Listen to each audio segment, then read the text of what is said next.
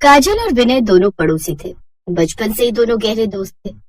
एक साथ ही स्कूल में पढ़ाई की, एक ही कॉलेज से दोनों ने ग्रेजुएशन पूरी। इसी कारण दोनों के बीच में प्यार भी बहुत था। दोनों एक दूसरे की कमी को भी बहुत महसूस करते थे। ऐसे ही जब काजल अपनी मौसी के घर शादी में गई हुई थी तो वो एक हफ्ते के बाद लौटी। विनय फौरन उससे मिलने गया। रात के 11 बज रहे थे और विनय ने काजल के घर का दरवाजा खटखटा दिया। अरे विनय बेटा, तुम और यहाँ इतनी रात में? वो आंटी जी, मैंने सोचा आप लोग सफर से थके हारे आए होंगे तो आप लोगों के लिए डिनर ले आऊं। मम्मी ने दाल चावल और पनीर की सब्जी बनाई थी, साथ में थोड़ी रोटी भी है। आप सबने अभी कुछ खाया तो नहीं होगा? वो दीदी ने पराठे और अचार दे दिए थे, वही रास्ते में खाए थे। बस हम लोग तो सोने ही जा रहे थे। अरे ऐसे कैसे आंटी जी? अंकल जी, आप और काजल भूखे थोड़ी सोओगे। अब पड़ोसी होने का इतना फायदा तो होना ही चाहिए। थैंक यू विनय। काजल की मम्मी सब देख और समझ रही थी। काफी समय से वो विनय और काजल का एक दूसरे की तरफ झुकाव महसूस करती आ रही थी और एक दिन बातों ही बातों में काजल की मम्मी ने विनय की मम्मी से बात छेड़ी थी। सुमित्रा जी, मैं कह रही थी वो मैं काजल के लिए बहुत रिश्ते देख चुकी हूँ और काजल सभी रिश्तों के लिए मना कर देती है। मुझे लगता है कहीं न कहीं विनय और काजल एक दूसरे को पसंद करते हैं और जहाँ तक मुझे लगता है वो दोनों एक दूसरे को प्यार भी करते हैं। अगर हम दोनों परिवार आपस में रिश्तेदार बन जाए तो कैसा रहेगा? वो तो ठीक है, पर मैं सोच कर जवाब दूंगी। घर में सबसे बात कर लूं, विनय के पापा से, मधु से, फिर मैं आपको बताती हूँ। हाँ, कोई बात नहीं, आराम से सोच लो, मैं जवाब का इंतजार करूंगी। काजल की मम्मी अपनी बात रखकर चली गई। विनय सब कुछ सुन चुका था, पर वो ये नहीं समझ पा रहा था कि उसकी मम्मी ने सोचने का समय क्यों मांगा, जबकि वो तो खुद जानती है कि वो काजल को पसंद करता है। काजल की मम्मी आई थी, विनय और काजल के रिश्ते की बात कर रही थी, पर मैंने बोला कि अभी हमें सोचने का समय चाहिए। सोचना क्या है? अरे इतने पास में लड़के का रिश्ता थोड़ी करना है, थोड़ी दूरी होनी चाहिए बहुओं के मायके और ससुराल में। वही तो मैं भी सोच रही थी। मधु से भी मेरी बात हुई थी, वो बोल रही थी कि मम्मी 4 कदम पर मायका होगा तो कोई ना कोई दिक्कत आती ही रहेगी। क्या करूं फिर? या तो कोई बहाना कर। मम्मी मैंने सोच लिया है, मैं काजल से शादी करूंगा और किसी से नहीं। आप लोगों को जो सोचना है सोचते रहो, पर मैंने डिसाइड कर लिया है, मैं काजल से शादी करूंगा। मेरा ये आखिरी फैसला है।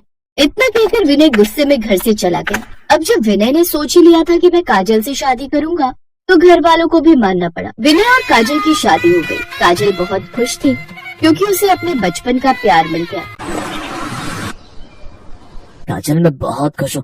आज हम दोनों पति पत्नी के रिश्ते में बन गए, जो हम दोनों का सपना था। मैं भी बहुत खुश हूँ विनय। वैसे कितना अजीब सा लग रहा है ना, मम्मी का घर बिल्कुल पड़ोस में है और मैं यहाँ पर तुम्हारे घर, वो भी रात में।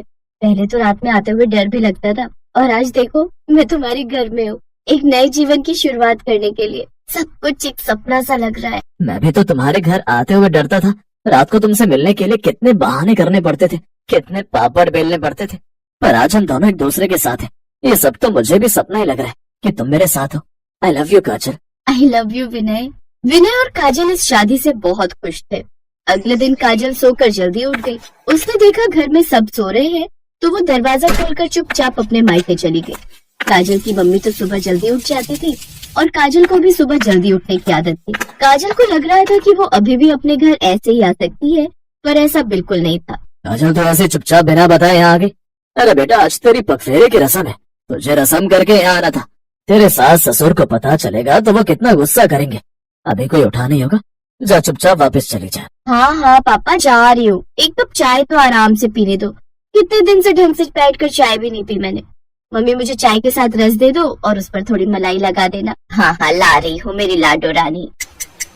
इधर काजल इत्मीनान से मायके में नाइट सूट में बैठी हुई चाय पी रही थी। उधर उसकी सास पूरे घर में उसे ढूंढ रही थी। विनय बेटा, काजल कमरे में नहीं है। तो फिर कहाँ गई? पूरे घर में ढूंढ लिया, वो कहीं भी दिखाई नहीं दे रही है। मम्मी एक बार छत पर देख कर आता हूँ। तभी काजल आ जाती है। काजल, तुम बाहर से कहाँ से आ रही हो और वो भी नाइट सूट में? कहाँ गई थी तुम? वो आप सब सो रहे थे ना और मुझे चाय पीनी थी तो मम्मी के घर चाय पीने चली गई थी, बस वहीं से आ रही हूँ।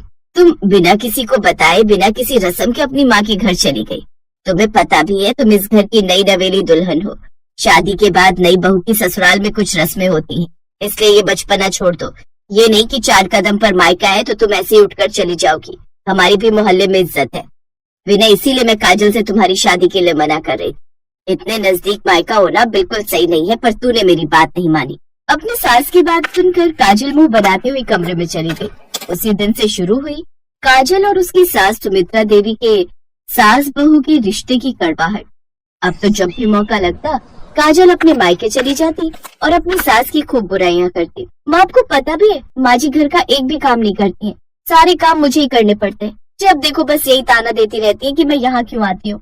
उनका बस चले तो वो मेरा मायके आना ही बंद कर दे। अरे ऐसे कैसे आना बंद कर देंगी, ये कोई बात होती है? मैं आज ही तेरी सास से बात करूंगी। अरे पहले पड़ोसी थे, इतना प्यार था, अब समधी बन गए तो उसमें इतना घमंड करने की क्या जरूरत है? हमने भी अपनी बेटी दी है, कोई फेंकी नहीं है उनके घर में। रहने दो माँ। अरे मुझे कौन आने से रोकेगा, मैं खुद ही आ जाऊंगी। मुझे किसी से पूछने की जरूरत थोड़ी है, टेंशन मत लो। मैं चाहे दिन में 10 चक्कर लगाऊं, मेरा अपना घर है।